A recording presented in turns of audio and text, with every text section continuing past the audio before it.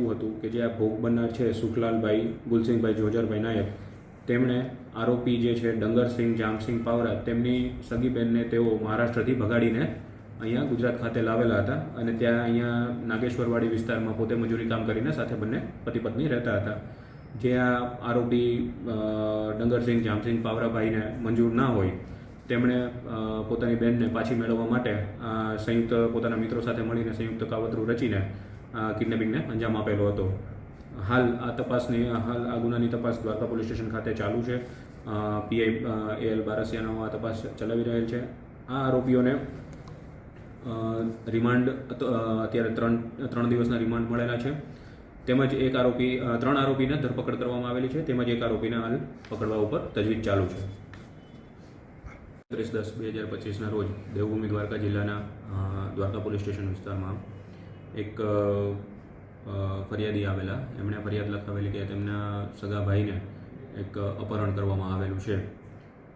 જેવી આ અપહરણની અમને બાતમી મળતા પોલીસ તુરંત જ જેમાં ફરિયાદ દાખલ કરીને કાર્યવાહી હાથ ધરેલી ટીમ બનાવીને અમે આરોપીઓને શોધખોળ માટે પ્રયાસ ચાલુ કરી દીધેલા હતા.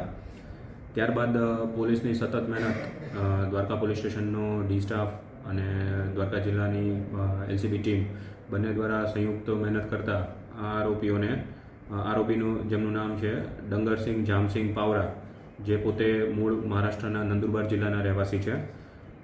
બીજા છે સંજયભાઈ કેશુભાઈ અલાવા, જે પોતે મહારાષ્ટ્રના મધ્યપ્રદેશના કુપસીના રહેવાસી છે.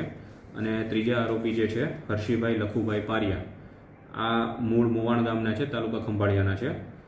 આ ત્રણેય જણાએ મળીને સંયુક્ત કાવતરું રચીને જે ભોગ બનનાર છે, ભોગ બનનારનું નામ છે સુખલાલભાઈ સન ઓફ ગુલસિંહ જોજારભાઈ નાયક, એમને કિડનેપ કરેલા હતા. અને એમને કિડનેપ કરીને દ્વારકાથી પોતે ટેક્સીમાં લઈને તેમને ચરકલા હાઈવે 3 જામનગર હાઈવેથી આગળ સુધીના રસ્તા ઉપર એ લોકો નીકળી ગયા હતા. એમને તેઓ અમદાવાદ લઈ જવાની ફિરાકમાં હતા. ત્યારબાદ પોલીસની ટીમ સતત એમની પાછળ હતી, વોચ રાખેલી હતી. એમની સાથે એમના ટેકનિકલ એનાલિસિસ કરીને એમનો પીછો કરીને તેમને લીંબડી પોલીસ સ્ટેશનની વિસ્તારમાં હસ્તગત કરેલા હતા. એટલે આવી રીતે જે ભોગ બનનાર છે સુખલાલભાઈ ગુલસિંહભાઈ જોજરભાઈ નાયક, તેમને રેસ્ક્યુ કરવામાં આવેલું છે. અને દ્વારકા પોલીસ ટીમ તેમજ LCB ટીમ પણ સંયુક્ત રીતે કામગીરી કરીને તેમને રેસ્ક્યુ કરવામાં આવેલ છે.